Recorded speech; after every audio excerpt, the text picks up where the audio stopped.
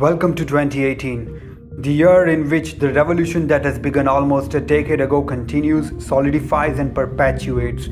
And this year, something amazing is going to happen that will change the world forever. Whoever or whatever Satoshi Nakamoto may be, the immutable change that their blockchain concept has ignited and fueled in the world in the last decade is only getting stronger with each passing day. The disgust in and the rage against the predominant global system of finance and government is totally justified, as we have seen in the actions of the global powers that perpetuates war, hunger, and crimes on a global scale while intentionally increasing the wealth gap between the rich and the poor. Bitcoin is not just a cryptocurrency, even less so a bubble. It's the torchbearer of the revolution that aims to upheave the leeches and their outdated modus operandi that never worked for the betterment of the masses. While global governments and banks try to stop the Bitcoin juggernaut by way of putting fake rivals out in the market under hidden agreements, manipulating people's sentiments by way of constant flow of negative media reporting, and attempting to regulate this beast, the people of the world must take their time out of their defined roles put up by those in power and understand the stakes here while attempting to foresee the brighter future of the entire world that the cryptocurrency phenomena could lead to. To put together in simple perspective, the transaction validity for a value exchange between two parties shall have no say of and need for third parties, say banks, escrow, or governments. And Bitcoin has enabled this for the first time in the history, allowing exchange of value without having to put trust in any central authority in a truly anonymous way. This is the most crucial function of Bitcoin. Where does the value comes in, you might wonder?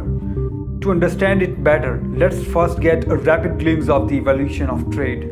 After the hunter-gatherer era and at the beginning of farming era, humans developed small communities that required mutual reliance on each other for their varying needs, as everyone cannot produce everything they need. Thus emerged the initial barter system. There was no intermediary currency at first. Later, when metals started being unearthed, it was known that gold is one of the rarest metals, and it's shiny. It gradually got accepted in the trades as an intermediation of value. But being rare and considered precious, humans developed ways to replace gold with other metals easily available, doing some work on the first of the coins by way of forging them and embossing unique design over them. This was neat, artistic.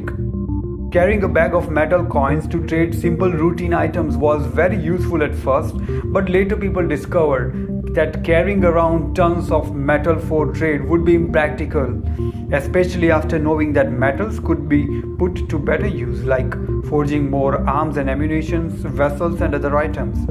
It was then that paper money was brought into existence. Kings would keep all the gold, diamond, and precious metals and issue paper currency that would contain promise to pay equivalent amount of gold if and when the holder desired. It was easy to carry around and soon became a global standard. With increase in economy of the world, the required amount of gold and precious metals reserve was soon not enough to meet the growing needs of the economy. This led to the system of fractional reserve system, where governments started issuing currency notes more than the value of precious metals kept in their reserves. Usually this was 10%, meaning that the government-run central banks could issue currency notes up to, say for example, 1 million if their reserves amounted to 100,000. If you noticed, the actual value of the currency was reliant on precious metals whose value was globally accepted as highly inflated because of lack of enough reserves. A $100 bill wasn't worth 100 anymore. If this looks shocking, well, here's another surprise. Currently, no currencies in the world are based on fractional reserve system, and they only are promissory notes with zero backup. Thus, if you are transacting using traditional fiat currency, you are trusting a central authority for the value of exchange for the value of currency for the trade. Whereas trading in peer-to-peer cryptocurrencies such as Bitcoin simply means you are not relying on any third parties for the trust, but instead on a foolproof encryption-based trustless system. This allows all financial activities to be fully autonomous, anonymous, immutable, and decentralized. In international trades, a cross-border trust requires countries to put faith in and thus have invested in the reserves of other countries' fiat currencies. International Monetary Fund requires all countries to keep foreign reserves with special drawing rights or SDRs, enabling the same mechanism of trust as seen in the fractional reserve system. SDR with IMF values currently at $291 billion. Compare this with Bitcoin, the global peer-to-peer currency that doesn't require third-party trust, which is valued at over 260 billion US dollar. Grasp this. The amazing thing that is going to happen this year is when Bitcoin surpasses the reserve value of International Monetary Fund guided reserves under the SDRs. This means people of the world will be trusting on a peer-to-peer currency more than all the governments of the world trust each other combined. This shows the changed dynamics of the global financial power and economic control. This is the shift long due, the beginning of all the changes. People for the first time in the history are now more powerful than the authorities. Consensus becomes victorious. Governments and financial corporations all over the world are caught sleeping in the wake of this revolution. In their attempts to stop the power slipping away, central banks of the world will now attempt to regain the control through issue of controlled and decentralized currencies, while artificially manipulating their prices through controlled supply and dumping them in the markets as they try to take back the control by hoarding actual currencies who have been accepted globally by the crypto-aware populace. Will they win and perpetuate the war crimes over the world? Will they continue to rule and govern the world by not letting this truly global currency and thus the economic power slide in the hands of people of the world? Will they continue to manipulate media, control our lives, and define and design the future as they deem fit? For the first time in the history, the cryptocurrency phenomena has allowed the world to put their trust and their true value in technology based on immutable laws instead of in shady organizations and their covert operations that perpetuate war and crimes. Just by having access to internet, today you can invest in technologies and contribute in shaping the fate of humanity and planet by directly investing in the ideas that need support.